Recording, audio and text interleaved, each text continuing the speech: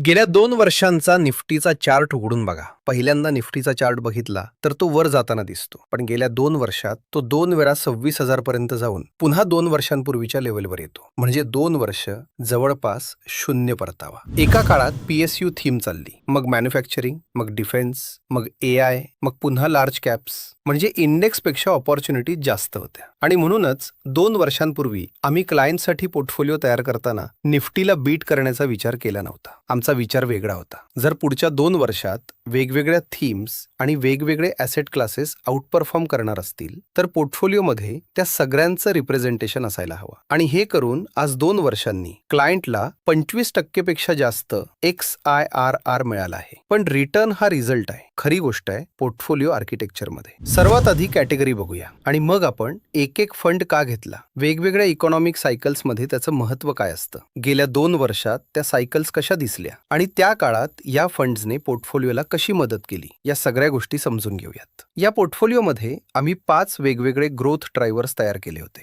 Gold आणि silver, dynamic asset allocation, core Indian equity, growth equity आणि international technology exposure. प्रत्येक कॅटेगरीची वेगळी जबाबदारी होती. सुरुवात गोल्ड आणि सिल्वर पासून. मोतीलाल ओसवाल गोल्ड आणि सिल्वर फंड्स ऑफ फंड. 2 वर्षांपूर्वीच सेंट्रल बँक्स रेकॉर्ड प्रमाणात गोल्ड खरेदी करत होत्या. US डेट वाढत होतं, जिओपॉलिटिकल टेन्शन्स वाढत होतं. आम्हाला वाटत होतं की पोर्टफोलिओमध्ये असा ॲसेट हवा जो इक्विटीपासून वेगळं वागेल. गेल्या 2 वर्षात Israel Hamas conflict, red sea tensions, Ukraine conflict यासारख्या घटनांमुळे गोल्डला सपोर्ट मिळाला आणि हा फंड पोर्टफोलिओसाठी हेज म्हणून काम करत राहिला. यानंतर quant dynamic asset allocation fund. हा फंड पोर्टफोलिओमधला सर्वात अंडररेटेड भाग आहे, कारण मार्केट नेमका कोणत्या व्हॅल्युएशनवर आहे आणि पुढे कसा वागेल याचा अंदाज बांधणं सोपं नसतं. पण या कॅटेगरीचं कामच आहे व्हॅल्युएशननुसार इक्विटी आणि डेप एक्सपोजर बदलणं होतं. गेल्या 2 वर्षात मार्केटमध्ये अनेकदा व्हॅल्युएशन कन्सर्न्स निर्माण झाले. अशा वेळी डायनामिक ॲलोकेशन कॅटेगरीने रिस्क मॅनेज करण्यात मदत केली. आता कोर इंडियन इक्विटी यामध्ये Nippon India large cap fund आणि मोतीलाल ओसवाल लार्ज आणि मिड कॅप फंड.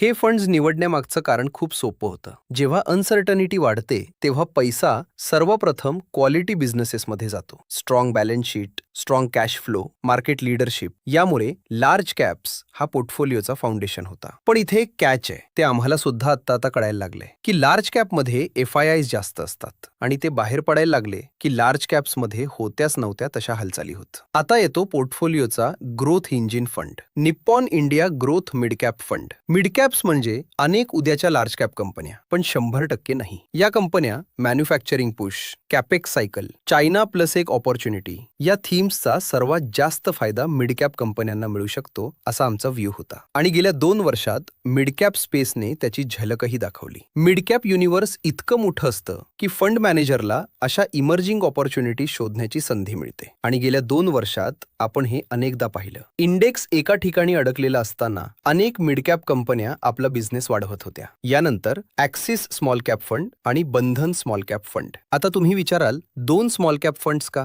कारण स्मॉल कॅप युनिव्हर्स खूप मोठं आहे. फंड मॅनेजरची स्टाईल वेगळी असते, पोर्टफोलिओ कन्स्ट्रक्शन वेगळी असते, स्टॉक सिलेक्शन वेगळी असते. म्हणून स्मॉल कॅप एक्सपोजर डायव्हर्सिफाय करण्यासाठी 2 वेगवेगळे अप्रोचेस वापरले. आणि आता या पोर्टफोलिओचा सर्वात इंटरेस्टिंग भाग, इंटरनॅशनल एक्सपोजर.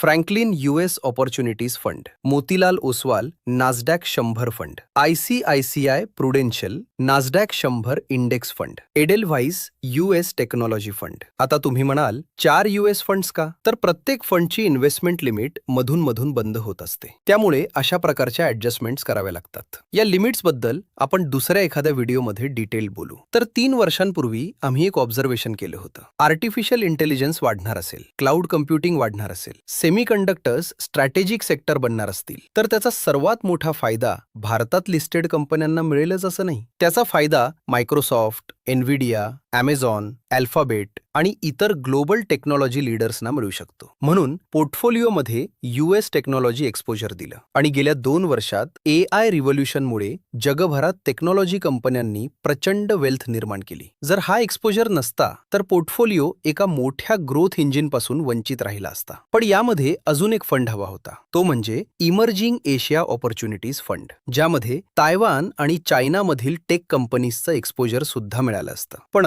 आता या पोर्टफोलिओकडे पुन्हा एकदा बघा. हा फंडचं कलेक्शन नाही, हा मार्केटच्या वेगवेगळ्या शक्यतांचा नकाशा आहे. आता कॅटेगरी वाईज ॲलोकेशन बघितलं तर पोर्टफोलिओमधील साधारण 25% ॲलोकेशन गोल्ड आणि सिल्वरमध्ये, 17% डायनामिक ॲसेट ॲलोकेशनमध्ये, तर 20% इन लार्ज आणि mid cap allocation, dedicated 4% mid cap आणि 22% स्मॉल कॅप ॲलोकेशन. जवळपास 12% ॲलोकेशन US टेक्नॉलॉजी आणि नॅसडॅक फंड्समध्ये. आणि ह्यामध्ये आम्ही दरवर्षी किंवा गरजेनुसार पोर्टफोलिओ रिव्ह्यू करून ॲलोकेशनमध्ये बदल करतो. आत्तापर्यंत आम्ही या पोर्टफोलिओमध्ये तब्बल 3 वेळा ॲलोकेशन चेंजेस केले आहेत. यामुळे पोर्टफोलिओ एका थीमवर किंवा एका मार्केटवर अवलंबून राहिला नाही आणि कदाचित म्हणूनच गेल्या 2 वर्षात इंडेक्स जिथे स्ट्रगल करत होता तिथे या पोर्टफोलिओला अनेक वेगवेगळे ग्रोथ ड्रायव्हर्स मिळाले आणि वेल्थ क्रिएशनमध्ये खरा फरक तिथेच निर्माण झाला. आणि थोडं पॉज करून हे रिटर्न सुद्धा बघा. तुमच्याही पोर्टफोलिओबद्दल तुम्ही कमेंट्समध्ये सांगू शकता आणि अशाच माहितीपूर्ण व्हिडिओसाठी चॅनल सबस्क्राईब करून बेल आयकॉन नक्की दाबा. व्हिडिओ आवडला असेल तर व्हिडिओला लाईक आणि शेअर नक्की करा. धन्यवाद.